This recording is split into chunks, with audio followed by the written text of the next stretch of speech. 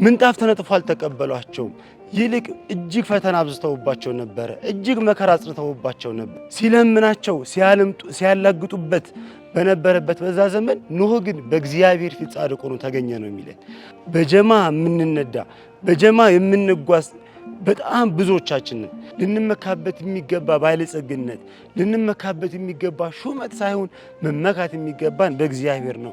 ጠፍተናል፣ እንመለስ ወደ እግዚአብሔር። እግዚአብሔር ሁል ጊዜ ደጃፍ ቆሞ እኛን ይጠብቃል። ማወቅ ብቻውን ትርጉም የለውም፣ መታመን ያስፈልጋል። የእግዚአብሔር ልጆች አሳ ከውሃ ከወጣ ሕይወት የለውም። እኛ ከቤተ ክርስቲያን ከወጣን ሕይወት የለንም። በስመ አብ ወወልድ ወመንፈስ ቅዱስ አህዱ አምላክ። በስመ አብ ወወልድ ወመንፈስ ቅዱስ አህዱ አምላክ። በስመ አብ ወወልድ ወመንፈስ ቅዱስ አህዱ አምላክ። የእግዚአብሔር ቤተሰቦች የእመቤታችን የቅድስት ድንግል ማርያም የአስራት የአደራ ልጆች እስከ መስቀል ድረስ በወደደንና ባፈቀረን በአንድ ልጁ በክርስቶስ ፍጹም ሰላም እንደምን ዋላችሁ? አሜን። የአምላካችን ስም የተመሰገነና የከበረ ይሁን። እንግዲህ በአሁኑ ሰዓት የምንገኘው የአብይ ጾም 7ኛ ሳምንት ኒቆዲሞስ በሚባለው ላይ ነው። ዛሬ እግዚአብሔር አምላካችን ቢወድና ቢፈቅድ የምንማማርበት የትምህርታችን ቅዱስ ኃይለ ቃል በዮሐንስ ወንጌል በምዕራፍ 3 ከቁጥር 1 ላይ ወሃሎ አሃዱ ብእሲ ዘስሙ ኒቆዲሞስ ዘንፈሪሳውያን መልአኮሙ ለአይሁድ፣ ከፈሪሳውያን ወገን የአይሁድ አለቃ የሆነ ኒቆዲሞስ የተባለ አንድ ሰው ነበር ከሚለው ተንተርሰን ኒቆዲሞስ በሚል ርዕስ ስለ ኒቆዲሞስ እንማማራለን። እግዚአብሔር አምላካችን ለቀደሙ አባቶቻችን ለሐዋርያት የራቀውን አቅርቦ የተሰወረውን ገልጦ የረቀቀውን አግልቶ እንዳስተማራቸው እንደዚሁ ለኛም የራቀውን አቅርቦ የተሰወረውን ገልጦ የረቀቀውንም አግልቶ እንዲያስተምረን ቅዱስ ፍቃዱ ይሁንልን። ታሪኩን የምናገኘው በብዛት በዮሐንስ ወንጌል በምዕራፍ 3 ከቁጥር 1 ላይ ነው። ከቁጥር 1 ላይ ስለ ኒቆዲሞስ ወደ ጌታ ዘንድ ሄዶ ከጌታ እግር ስር ቁጭ ብሎ እንዴት እንደተማረ ምን እንደጠየቀ በጥቅሉ የምንማርበት የትምህርት ርዕስ ነው። ወሃሎ አሃዱ ብእሲ ዘስሙ ኒቆዲሞስ ዘንፈሪሳውያን መልአኮሙ ለአይሁድ፣ ከፈሪሳውያን ወገን የአይሁድ አለቃ የሆነ ኒቆዲሞስ የተባለ አንድ ሰው ነበረ ይለናል።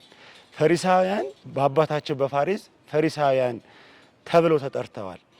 መጽሐፉ እንደሚረን ኒቆዲሞስ የነዚህ የአይሁድ የፈሪሳውያን አለቃ ሆኖ እናገኘዋለን።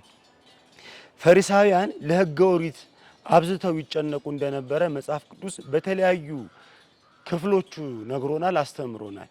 አይሁዳውያን ይህንን ሕግ አብዝተው ጌታችን ኢየሱስ ክርስቶስ ላይ ስህተት እየፈለጉ ምክንያት እየፈለጉ ለመግደል ለመስቀል በጣም ብዙ ጥረት እንዳደረጉ በታሪኩ እንመለከታለን። እና ኒቆዲሞስ ከነዚህ ከፈሪሳውያን ወገን መካከል የወጣ አባት ነው። ግን እንዲህ ይላል፣ ከፈሪሳውያን ወገን የሆነ አንድ ሰው ነበረ ብሎ ነው ታሪኩ የሚጀምረው። አንድ ሰው ነበረ የሚለው ቃል እንደ ቀላል የምናየው ቃል አይደለም። ከብዙ ፈሪሳውያን መካከል አካሄዱን ከእግዚአብሔር ጋር ያደረገ አንድ ሰው ነበረ ማለት ነው። በእውነት ይህ ትልቅ ቃል ነው። አንድ ሰው ነበረ ማለቱ ከብዙ ፈሪሳውያን መካከል እጅግ አስቸጋሪ ከሆኑ ሕዝቦች መካከል አንድ ፈሪሳዊ ኒቆዲሞስ ሰው ነበረ ብሎ ዮሐንስ በወንጌሉ ጽፎልናል። በእውነት በመጽሐፍ ቅዱስ ውስጥ እንደዚህ በጣም ጥቂት ሰዎች ናቸው በጣም ከብዙ ሕዝቦች መካከል ተነጥረው ወጥተው ለእግዚአብሔር ራሳቸውን ሰጥተው የምናያቸው እጅግ ጥቂቶች ናቸው። እንደምንመለከተው 12ቱ ሐዋርያትን እግዚአብሔር አምላካችን ይቺን አልጫ ዓለም ጨው ሆናችሁ አጣፍጡ ብሎ ሲልካቸው ከብዙ ሕዝቦች መካከል ጥቂቶች ነበሩ። 12 ሐዋርያት ብቻ ነበሩ። ሲሄዱ መልከ መልካም የሆነ ነገር አልገጠማቸውም። ምንጣፍ ተነጥፎ አልተቀበሏቸውም። ይልቅ እጅግ ፈተና አብዝተውባቸው ነበረ። እጅግ መከራ አጽንተውባቸው ነበረ። ነገር ግን ዓለምን እንደ ጨው አጣፍጠዋታል። ስንት ሆነው? 12 ሐዋርያት ሆነው ማለት ነው።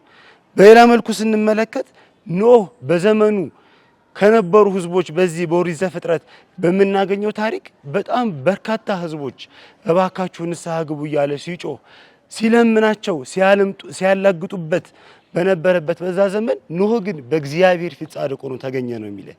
አንድ ኖህ በብዙዎቹ መካከል አልተዋጥም። የእግዚአብሔር ልጆች ዛሬ በብዙዎች መካከል ሳንዋጥ እግዚአብሔር ባስቀመጠልን መንገድ እግዚአብሔር በሰራልን ስርዓት መሰረት መሄድ የምንችለው ስንቶቻችን ነን? በጀማ የምንነዳ በጀማ የምንጓዝ በጣም ብዙዎቻችን ነን። እግዚአብሔር አምላክ የሚፈልገው ግን ከብዙ መካከል ጥቂት ሆነን እንድንገኝ ነው። ልክ መጽሐፍ ቅዱስ እንደሚለን የተጠሩ ብዙዎች ናቸው፣ የተመረጡት ግን ጥቂቶች ናቸው እንደሚል ማለት ነውና ኒቆዲሞስ ከብዙ መካከል አንድ ሰው ነበረ ብሎ ይነግረናል። ታሪኩ እንዲህ እያለ ይቀጥላል። ይህ ከብዙ አንድ የሆነው ኒቆዲሞስ የአይሁድ አለቃ ነበረ ብሎ ይነግረናል። ከፈሪሳውያን ወገን የአይሁድ አለቃ የሆነ ነው የሚለን። የአይሁድ አለቃ የተባለበት ምክንያት በጣም ሰፊ ምክንያቶች ቢኖሩትም በዋናነት ግን ሶስት ምክንያቶች ኒቆዲሞስን የአይሁድ አለቃ አድርገውታል። አንደኛ ስለ እውቀቱ ነው። ኒቆዲሞስ ምሁረ ኦሪት ነው።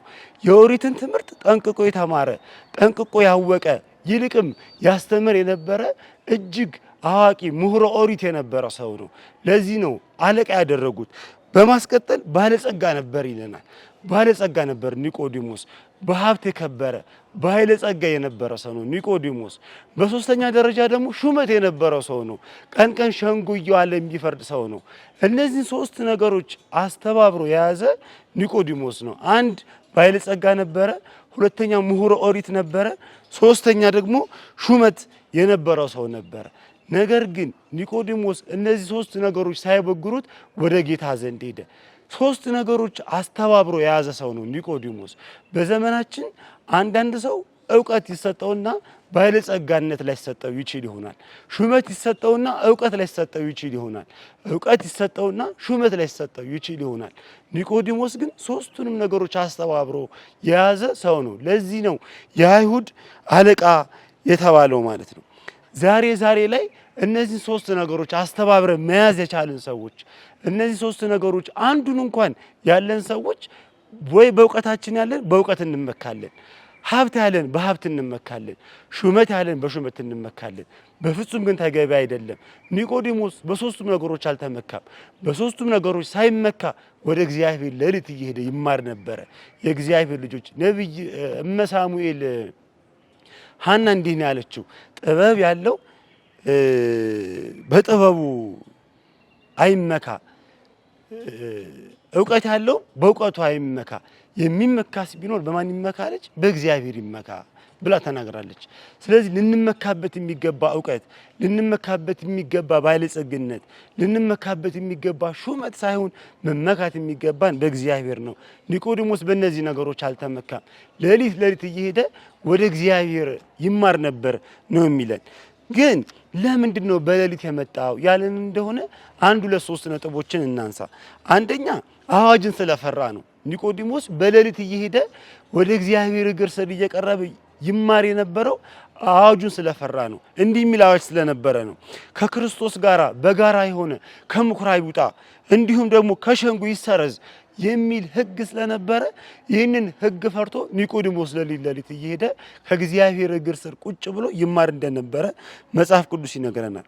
ሌላው ምሁረ ኦሪት ተብሎ አዋቂ ተብሎ መምህር ተብሎ እንዴት እሱም ከአምላኩ ከእግዚአብሔር ሌላ ትምህርት ሌላ እውቀት ይጠይቃል ተብሎ እንዳይጠየቅ ከእንደገና ደግሞ የሚያስተምራቸው ትምህርቶች ተቀባይነት የማያገኙ ይመስለው ስለነበረ ከእግዚአብሔር ሌሊት እየሄደ ይማር እንደነበረ ይነገረናል። አባቶቻችን ግን ይህንን ሌሊት የሚሄደውን ትምህርት በአንድም አንድም እያሉ ብዙ ትምህርት ብዙ ተርጓሚ ሰጥተውታል።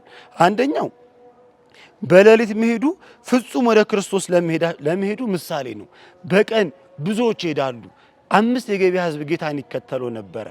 በጣም ብዙ ሕዝቦች ግማሹ መልኩን ደምግባቱን ለማየት ይከተሉት ነበረ። ግማሹ ርቧቸው የሚበሉት ስላጡ እግዚአብሔርም አበርክቶ ምግብ ይሰጣቸው ስለነበረ እሱ ምግብ ፍለጋ ይከተሉት ነበረ። ሌሎቹም እንደዚሁ አንዳንዱ ከለምጽ ለመንጻት፣ እውር የነበረው ከእውር ለመብራት፣ አንካሳ የነበረው እግሩ እንዲድንለት ወደ እግዚአብሔር ይገቡ ነበረ፣ ይከተሉት ነበረ። ነገር ግን ኒቆዲሞስ በሌሊት የሄደው ሌሊት ፈታኝ ነው። ሌሊት መከራ ነው። እንዲህ ይላል ቅዱስ ኤፍሬም በማክሰኞ ውዳሴ ማርያሙ ላይ ቃለ አብ ሕያው ዘወረደ ውስተ ደብረ ሲና ወወሀበ ሕገ ለሙሴ ወከደነ ርእሰ ደብር በጊሜ ወጢስ በጽልመት ወነፋስ። ወደ ደብረ ሲና የወረደ ለሙሴ ሕግን የሰጠ የተራራውን ራስ በጽጋግ በጢስ በጨለማና በነፋስ የሸፈነ ብሎ ይነግረናል። ስለዚህ ይህንን ጨለማ ይህንን ነፋስ ይህንን ጢስ ታግሎ አሸንፎ ወደ እግዚአብሔር መምጣት ያስፈልጋል ሲል በሌሊት ኒቆዲሞስ ይሄድ ነበረ። ሌላው ዘመነ ኦሪት አልፎ ዘመነ ወንጌል ይተካ ስለነበረ ዘመነ ኦሪት እያለፈ ዘመነ ወንጌል መምጣቱን ሲነግረን ኒቆዲሞስ በሌሊት ወደ እግዚአብሔር ይመጣ ነበረ። እግዚአብሔር አምላካችን የወንጌልን ዘመን ይሰብክልን መምጣቱን ሲነግረን ኒቆዲሞስ በሌሊት ይሄድ ነበረ። ሌላው 5500 ዘመን በሲኦል እንኖር የነበረበት ዘመን አልፎ ወደ ገነት ልንገባ የተዳረስንበት መዳረሻ ላይ ዋዜማ ላይ መድረሳችንን ሲነግረን ኒቆዲሞስ በሌሊት ወደ እግዚአብሔር ይሄድ ነበረ። በፈተና ጊዜ ወደ ክርስቶስ መሄድ እንዲገባን ሲያጠይቅ በሌሊት ኒቆዲሞስ ወደ እግዚአብሔር ሄደ። ሌሊት ፈተና ነው፣ ሌሊት መከራ ነው፣ አራዊት የሚሰለጥኑበት ጨለማው የሚነክስበት ወቅት ነው ሌሊት። በሌሊት ወደ እግዚአብሔር ሄደ ኒቆዲሞስ ወደ እግዚአብሔር ሄደ። ወደ እግዚአብሔር ጋር ሲሄድ ግን እግዚአብሔር ልብና ኩላሊትን የሚመረምር አምላክ የኒቆዲሞስን ልብ ቢያቅም እግዚአብሔር ግን ለምን በሌሊት መጣ? አፍረህብኝ ነው ወይ? ለምንድን ነው በቀን ያልመጣኸው ብሎ አልመለሰውም። እግዚአብሔር አምላክ በማንኛውም ሰዓት ወደ ቤቱ በመጣን ቁጥር ይቀበለናል። በሉቃስ ወንጌል ተጠቅሶ እንደምናገኘው የጠፋው ልጅ ከአባቱ ሀብትን ንብረትን አካፍለኝ፣ ካንተ ጋር መኖር በቃኝ፣ ወደ ዓለም ልሂድ፣ እንደፈለኩ ልኑር ብሎ ባለ ሰዓት አባቱም የሚገባውን ድርሻ ከወንድሙ ቀንሶ ሰጠው። በእውነት ወደ ከተማ ሄደ። ባገኘው ብር በተሰጠው ድርሻ ጨረሰ፣ በተነ ጨረሰ። የሚበላው የሚጠጣው መጨረሻ ላይ አጣ። መጽሐፍ እንዲህ ይላል፣ አሳማ የሚበሉትን ተመኘ ይላል። በእውነት አሳማ የሚበሉትን አስባችሁታል? አሳማ ማለት በጣም የማይሆን ምግብ የሚበሉትን ተመኘ።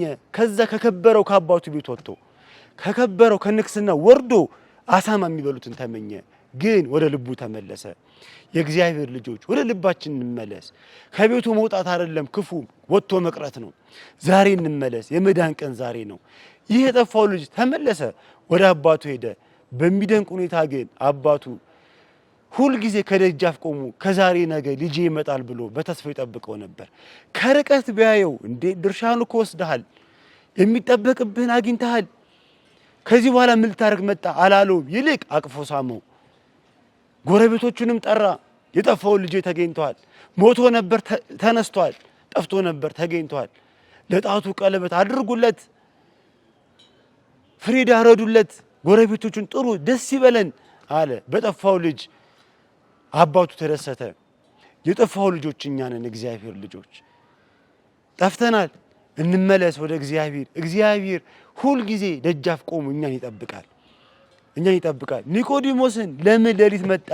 ለምን ቀን አልመጣም? አፍረህብኝ ነው አላለውም። ተቀበለው፣ ነገረው። ከዛ በኋላም እንዲህ አለ። ኒቆዲሞስ እንዲህ ሲል ጌታን ጠየቀ። መምህር ሆይ አለ፣ መምህር ሆይ ልታስተምር ከእግዚአብሔር ዘንድ እንደመጣ እናውቃለን። እግዚአብሔር ከእርሱ ጋር ከሆነ በቀር አንተ የምታደርገው ይህን ታምር ሊያደርግ የሚችል የለምና አለው። እንዲህ ነው ያለው። የእግዚአብሔር ልጆች ልታስተምር፣ ልብ በሉ፣ ከእግዚአብሔር ዘንድ እንደመጣ እናውቃለን አለ። አንተ እግዚአብሔር ነህ አላለው። አንተ እግዚአብሔር ነህ ብሎ አልመሰከረም። እናውቃለን አለ። ከእግዚአብሔር ዘንድ እንደመጣህ እናውቃለን። ይህ ማለት ከነቢያት አንዱ ከቅዱሳን አንዱ እንደሆንክ እናውቃለን ብሎ አውቃለሁ የሚለው አውቃለሁ፣ ተረድቻለሁ፣ ምሁረ ኦሪት ነበርኩ የሚለው ኒቆዲሞስ ተናገረ። እግዚአብሔር አምላክ ግን ማወቁን ብቻ እንዲያውቅ አልፈለገም፣ ወደ ሕይወት እንዲገባ ፈለገ። ማወቅ ብቻ አያድንም። እግዚአብሔር ልጆች ሕይወት ያስፈልገናል፣ መዳን ያስፈልገናል። አዳምን ከሁሉ ፍጥረት አክብሮ እግዚአብሔር አምላክ በከበሩ እጆቹ ፈጠረው። ፍጥረታትን ሁሉ በሐልዮ በማሰብ በነቢብ በመናገር ሲፈጥር አዳምን ብቻ በገቢር ፈጠረው። በከበሩ እጆቹ ፈጠረው። እግዚአብሔር አምላካችን ፈጠረው። በምድር ሁሉ ላይ ገዢ ያደረገው። በምድር ሁሉ ላይ ገዢ ያደረገውና ነገር ግን ከአንዲት ዕፀ በለስ ውጪ ሌሎቹን ሁሉ ፈቅጄልሃለሁ ብላ ተመገብ አለው። የወደደውን እግዚአብሔርን ግን አዳም አልታመንለትም ማለት ነው። ዕፀ በለስን በላ። መታመን ያስፈልጋል ለእግዚአብሔር ልጆች። ማወቅ ብቻውን ትርጉም የለውም። ትእዛዙን መስማት ብቻውን ትርጉም የለውም። ለምናውቀው አምላክ መታመን ያስፈልጋል። ኒቆዲሞስ አውቃለሁ አለው። አምናለሁ አላለውም። አውቃለሁ ነው ያለው። ማወቅ ብቻውን ትርጉም የለውም። መታመን ያስፈልጋል። ከጌታ እግር ስር ዘውትር የማይጠፋ የነበረው ይሁዳ ወርቅ የሆነውን ጌታ በ30 ብር አሳልፎ ሸጠው። አወቀው እንጂ አላመነበትም። አብሮት ሁል ጊዜ ከእግሩ ተመላለሰ እንጂ ይሁዳ በእግዚአብሔር አልታመነለትም።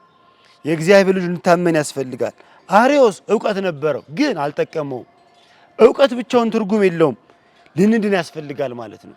እንደምታውቁት በሉቃስ ወንጌል የተጻፉ 2 ሰዎች አሉ። አንደኛው ነዌ ነው፣ ሁለተኛው አልዓዛር ነው። ነዌ እጅግ የከበረ ባለጸጋ ነበር። አልዓዛር ከነዌ በር ስር የሚተኛ ምስኪን ሰው ነበር። ሞት ለማንም አይቀርምና አልዓዛር ሞተና በአብርሃም እቅፍ ስር በገነት ተቀመጠ። ነዌም ዕለተ ሞቱ ሲደርስ እንደዛው ሞተ።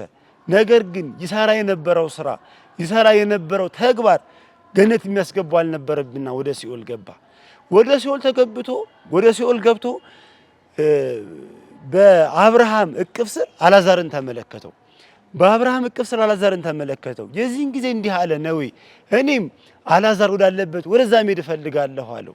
ነገር ግን ሊሄድ አልቻለም። ለምን? በምድር የሰራው ስራ በምድር የሰራቸው ምንም ትሩፋቶች ስላልነበሩ ወደዛ ሊሻገር አልቻለም። እንደማይሻገርም ተነገረው። የዚህን ጊዜ አንድ ጥያቄ ጠየቀ ነዌ፣ እኔ በሲኦል እንደገባሁ የኔ ቤተሰቦች ወዳጅ ዘመዶቼ ወደ ሲኦል እንዳይገቡ እባክህን ሄደህ ንገርልኝ አለው። አብርሃምም እንዲህ ሲል መለሰለት፣ ለእነርሱ መጽሐፍ ተጽፎላቸዋል አሉ። የእግዚአብሔር ልጆች መጽሐፍ ተጽፎልናል። ቤተ ክርስቲያን በየቀኑ ንስሑ ወእመኑ እስመ ቀርበት ይእቲ መንግሥተ ሰማያት፣ መንግሥተ ሰማያት ቀርባለችና በቅዱስ ወንጌል አምናችሁ ንስሐ ግቡ እያለች በየቀኑ ታውጃለች። በየአድባራቱ በየገዳማቱ ብዙ ሊቃውንት ብዙ ካህናት አባቶች ተቀምጠውልናል። ቀርበን መጠየቅ ያወቅነውንም ወደ ሕይወት መኖር ያስፈልገናል።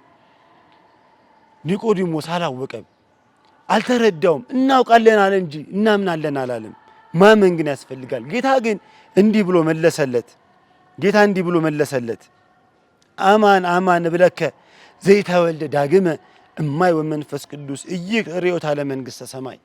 እውነት እውነት እልሃለሁ ሰው ዳግመኛ ከውሃና ከመንፈስ ካልተወለደ በቀር ወደ ጌታ መንግሥት አይገባም ብሎ መለሰለት። እውነት እውነት እልሃለሁ ብሎ 2 ጊዜ ተናገረ። ለምን ቢሉ ስለ 2 ነገር ነው። አንደኛ ለአጽንዖተ ነገር ነው። እውነት እውነት እልሃለሁ ብሎ ከእውቀቱ ይልቅ ወደ መንግሥተ ሰማያት የሚያስገባው በውሃና በመንፈስ መወለዱን ሲነግረው ነው።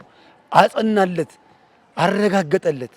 አንድም እውነት እውነት እነግርሃለሁ ሲል የሥጋህም የነፍስህም ፈጣሪ እኔ ነኝ ሲል ነው። የሥጋህም የነፍስህም ፈጣሪ እኔ ነኝ ሲል አስረግጦ ነገረው። እውነት እውነት እልሃለሁ ሰው ዳግመኛ ከውሃና ከመንፈስ ካልተወለደ በቀር ወደ እግዚአብሔር መንግሥት አይገባም አለ። ኒቆዲሞስ አሁንም ግራ ገባው። እንዴት ሰው ከእንደገና ካረጀ ካደገ በኋላ ወደ እናቱ ማህፀን ገብቶ ዳግመኛ ይወለዳልን ብሎ ግራ ተጋባ። እግዚአብሔርም ይህን መለሰለት፣ እንዲህ ነው ሰው በ40 ቀኑ ወንድ በ80 ቀኗ ሴት ከአብራ ከመንፈስ ቅዱስ ከማህፀነ ዮርዳኖስ ካልተጠመቀ በስተቀር ወደ መንግሥተ ሰማያት አይገባም ብሎ ነገረው። ሰው 2 ጊዜ ይወለዳል፣ 1 ጊዜ ይሞታል። 1 ጊዜ የሚወለዱ ሰዎች ግን 2 ጊዜ ይሞታሉ። የእግዚአብሔር ልጆች 2 ጊዜ መወለድ፣ አንደኛው ከእናትና ከአባቶቻችን መወለድ ነው። ይህ መወለድ ለሁሉም ሰው ይወለዳል። አሕዛብም ይወለዳል፣ ያመነውም ይወለዳል፣ ያላመነውም ይወለዳል። ይህ ውልደት ለሁሉም ነው የእግዚአብሔር ልጆች። ሁለተኛው ውልደት ግን ከአብራ ከመንፈስ ቅዱስ ከማኅፀነ ዮርዳኖስ የምናገኘው የመንፈስ ቅዱስ ልጅነት፣ ቤተ ክርስቲያን የምትሰጠን ልጅነት፣ ወደ ቤተ ክርስቲያን ወደ ገነት የሚያስገባን በር ይህ በር ነው። 2 ጊዜ የተወለድን ሰዎች 1 ጊዜ መሞት ግድ ነው። ሰው ከስጋ ከነፍሱ ይለያል። ወደ ላይኛው ዓለም ስንሸጋገር፣ ወደማያልፈው ዓለም ስንሸጋገር 1 ጊዜ መሞት የግድ ነው። ነገር ግን የሞት ሞት የተባለን የነፍስ ሞት ቅድም እንዳልነው የነዌን አይነት አሟሟት እንዳንሞት የሁለተኛ መወለድ የግድ ነው። ይህንን ነው ክርስቶስ ያስተማረው ማለት ነው። የእግዚአብሔር ልጆች መወለድ ብቻውን ግን ትሩፋት አያሰጥም። መወለድ ብቻውን ዋጋ አያሰጥም። መወለድ ብቻውን ትርጉም አይኖረውም። እንዲህ ነው የሚለን በማርቆስ ወንጌል እንደተጻፈልን ያመነ የተጠመቀ ይድናል፣ ያላመነ ያልተጠመቀ ግን ይፈረድበታል አለ። እውነት ነው። ያመነ የተጠመቀ ይድናል ብቻ ግን አይደለም። ዘበላ ስጋየ ወሰተ ደሜ ቦ ሕይወት ዘላለም፣ ስጋዬን የበላ ደሜን የጠጣ የዘላለም ሕይወት አለው። ስለዚህ ማመን መጠመቅ ብቻውን ሳይሆን ስጋውን ደሙን የተቀበሉ ደግሞ መኖር ያስፈልጋል። ብቻ ደግሞ አይደለም። ጌታ ዳግመኛ ሲመጣ እንዲህ ነው የሚጠይቀን፣ ብራብ አብልታችሁኛል፣ ብጠማ ጠጥታችሁኛል፣ ብታረዝ አልብሳችሁኛል፣ እንግዳ ሆኜ ብመጣ ተቀብላችሁኛል፣ ብታሰር ጠይቃችሁኛል ነው የሚለን። የእግዚአብሔር ልጆች በሕይወት ዘመናችን ሁሉ የተራበን ማብላት፣ የተጠማን ማጠጣት፣ የታረዘ ማልበስ፣ የታሰረ መጠየቅ፣ እንግዳ መቀበል ባህላችን ልናደርግ ይገባል። የሕይወታችን አካል ልናደርግ ይገባል። ትሩፋት ልናበዛ ይገባል። ጾም፣ ጸሎት፣ ስግደት በተለይ በዚህ በዐቢይ ጾም አብዝተን ልንጸልይ፣ አብዝተን ልንጾም፣ ስለ ራሳችን፣ ስለ ቤተሰባችን፣ ስለ ሀገራችን አብዝተን ልንጾም፣ አብዝተን ልንጸልይ ያስፈልጋል። ትሩፋት በአንድ ጀንበር የሚመጣ አይደለም። በሕይወታችን የምንለማመደው ነገር ነው ማለት ነው። ኒቆዲሞስ ተማረ። ኒቆዲሞስ አመነ። አያችሁ፣ ኒቆዲሞስ ሌሊት በመምጣቱ የእግዚአብሔርን ያልገባውን በመጠየቁ ተማረ። ስለዚህ እኛ ከኒቆዲሞስ ምን እንማር የሚለውን ትንሽ ነገር እኔና ትምህርታችን እናጠቃልላለን። ከኒቆዲሞስ አንድ መማር ያለብን ትልቅ ነገር እድገቱን ነው። ኒቆዲሞስ ቢያውቅም ምሁረ ኦሪት ቢባልም ግን ያላወቀውን ከእግዚአብሔር ዘንድ ከእግዚአብሔር እግር ስር ቁጭ ብሎ ሌሊት ተማረና አደገ። ማደጉን በዚህ እናረጋግጣለን። በዮሐንስ ወንጌል በምዕራፍ 7 ከቁጥር 50 ላይ እንዲህ የሚል ኃይለ ቃል እናገኛለን። ከእነርሱም አንዱ ይላል፣ እንዲህ ነው የሚለው ቃሉ። ከእነርሱም አንዱ ቀድሞ በሌሊት ወደ ጌታችን ኢየሱስ የሄደው ኒቆዲሞስ እንዲህ አላቸው ይላል። ተመልከቱ። ከእነርሱም አንዱ ቀድሞ በሌሊት ወደ ጌታችን ኢየሱስ ይሄድ የነበረው ኒቆዲሞስ እንዲህ አላቸው ይላል። ሕጋችን አስቀድሞ ሳይሰማ የሰራውንም ሳናውቅ በሰው ይፈረዳልን አለ። ተመልከቱ። ሌሊት ይሄድ የነበረው ኒቆዲሞስ ከአይሁድ ሸንጎ ፈርቶ ሌሊት ይማር የነበረው ኒቆዲሞስ ዛሬ በአይሁድ ሸንጎ ፊት እንዴ ሳንሰማ ሳናውቅ ሳንረዳ ሕጋችን ይፈርዳል? ሕጋችን እንደዛ ያውቃል ብሎ በአደባባይ መሰከረ። አያችሁ፣ ሌሊት የተማረውን ተረጎመው፣ የሌሊቱን ትምህርት በአደባባይ አጸናው። ሲገባው ሲረዳ ኒቆዲሞስ እንዲህ አለ። የአይሁድን ሸንጎ በተነ ኒቆዲሞስ። በዚህ ብቻ አላበቃም።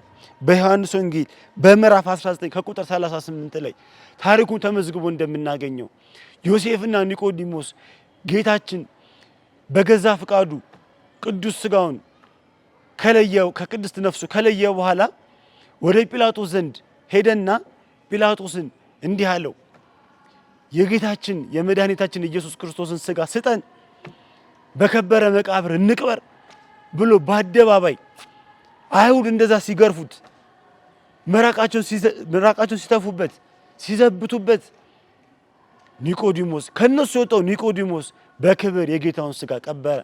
ቅዱስ እግዚአብሔር ቅዱስ ኃያል ቅዱስ ሕያው ዘይመውት እያለ ቀበረ። ቅዱስ እግዚአብሔር ቅዱስ ኃያል ቅዱስ ሕያው እያለ ገነዘ። ኒቆዲሞስ በሌሊት ይሄድ የነበረው ይፈራ የነበረው ኒቆዲሞስ ዛሬ ግን በአደባባይ ተገለጠ። በአደባባይ ምስክርነትን ሰጠ። ከሁሉ በላይ ተለይቶ ወጣ። ቅድም በመጽሐፋችን እንዳልነው አንድ ሰው ነበር እንዳልነው ከነዛ ከፈሪሳውያን ከነዛ ከአይሁድ አንድ ኒቆዲሞስ ተለይቶ ወጣ። የእግዚአብሔር ልጆች አለማወቃችን አለመማራችን እሱ አይደለም ችግሩ፣ ለማወቅ አለመጣራችን ለመማር አለመጣራችን ነው ችግሩ። ትንቢተ ሆሴዕ በምዕራፍ 4 ከቁጥር 6 ላይ እንዲህ ይላል፣ ሕዝቤ እውቀት ከማጣት የተነሳ ጠፋ ይለናል። የእግዚአብሔር ልጆች እንማር እንወቅ። ማወቅ መማር ብቻ ግን ትርጉም የለውም። እንደ ኒቆዲሞስ እንገለጥ፣ እንደ ኒቆዲሞስ ከፍ ከፍ እንበል። የተማርነውን እንኑረው፣ የተማርነውን ተግብረው። ከኒቆዲሞስ የምንማረው ይህንን እድገቱን ነው። ሁለተኛ ከኒቆዲሞስ የምንማረው ምክንያተኝነትን ከኛ ማራቅ እንዳለብን። የእግዚአብሔር ልጆች ምክንያተኝነትን ከኛ ማራቅ አለብን። ኒቆዲሞስ ባለጸጋ ነው ብያቸዋለሁ። የከበረ ነው፣ ባለ ሀብት ነው። ኒቆዲሞስ ምሁረ ኦሪት ነው፣ የተማረ ነው፣ የሚያውቅ ነው ኒቆዲሞስ። ኒቆዲሞስ ይሄ ብቻም አይደለም፣ በዘመኑ ሹመኛ የነበረ ሰው ነው ኒቆዲሞስ። ግን ሹመኛ ሆኖ ባለጸጋ ሆኖ ከጌታዬ እግር ስር ቁጭ ብዬ አልማርም አላለም። ሸንጎ አለበት፣ ብዙ ስራ አለበት ኒቆዲሞስ። ነገር ግን ከጌታው እግር ስር እየሄደ ተምሯል። ዛሬ ላለመጾም ምክንያት የምንደረድር፣ ላለመጸለይ ምክንያት የምንደረድር፣ ላለመስገድ ምክንያት የምንደረድር ብዙዎች ነን። ምክንያት እናርቅ። ምክንያት እኛን አያድነንም። አዳምን ምክንያት አላዳነውም። የእግዚአብሔር ልጆች አርዮስን ምክንያት አላዳነውም። ከምክንያት እንራቅ። ምክንያት እንራቅና የእግዚአብሔር ሰዎች እንሁን። ከኒቆዲሞስ የምንማረው ይህንን ነው።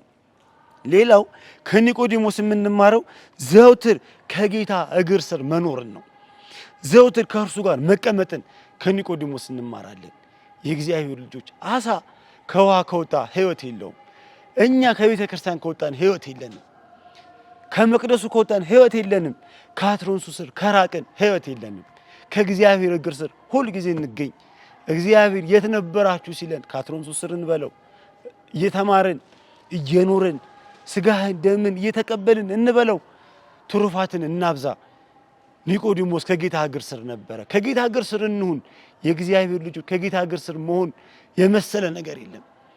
ዘውትር የሰው ልጅ እድሜ ያለ ቅዱስ ዳዊት ቢበዛ 70 እንደው በጣም በዛ ከተባለ ግን 80 ነው አለ። ለዚህች እድሜያችን ለተቆጠረች ለተሰፈረች እድሜያችን ከእግዚአብሔር አንራቅ። በመቅደሱ እንመላለስ፣ በመቅደሱ እንሩ። በመጨረሻውም እንደ ኒቆዲሞስ ክብራችንን አዋርደን፣ ክብር ካለን ክብራችንን እናዋርደን፣ ከፍ ከፍ ያድርገን እግዚአብሔር። እንደ ኒቆዲሞስ ያወቅነውን እንኑረው። ኒቆዲሞስ ያወቀውን ኖረው፣ ያወቀውን ተረጎመው። ማወቅ ብቻ ትርጉም የለውም። በዘመናችን ምናልባትም አብይ ጾም በገባ በሰባተኛው ሳምንት ሁል ጊዜ በቤተ ክርስቲያን ስለ ኒቆዲሞስ ይሰበካል። በሚዲያዎች ስለ ኒቆዲሞስ ይሰበካል። በሁሉም ስለ ኒቆዲሞስ ይሰበካል። ትርጉሙ ምን ያህል ኖር ነው? ለመኖር የተማርነውን ትምህርት ለመተርጎም እግዚአብሔር አምላካችን ይርዳን። ቤተ ክርስቲያን ሁል ጊዜ በሯ ክፍት ነው። ሁል ጊዜ ቤተ ክርስቲያን ከኛ ጋር ናት። ወደ ቤተ ክርስቲያን እንገስግስ፣ ቤተ ክርስቲያን እንግባ፣ ዕጣኑን እናሽትት፣ ጸበሉን እንጠጣ። ከምንም በላይ ስጋውን ደሙን እንቀበል። ያስተማረን የመከረን የአባቶቻችን አምላክ ልዑል እግዚአብሔር ስሙ የተመሰገነና የከበረ ይሁን። እኛም እንደ ኒቆዲሞስ ተለውጠን እንደ ኒቆዲሞስ ካለማወቅ ወደ ማወቅ መተን የእግዚአብሔር ክብሩን ለመውረስ መንግስቱን ለመውረስ ያብቃን። የተማርነውን ትምህርት 30፣ 60፣ 100 ያማረ ፍሬ እንድናፈራ እግዚአብሔር አምላካችን ይርዳን። ይቆየን። ወስብሐት ለእግዚአብሔር።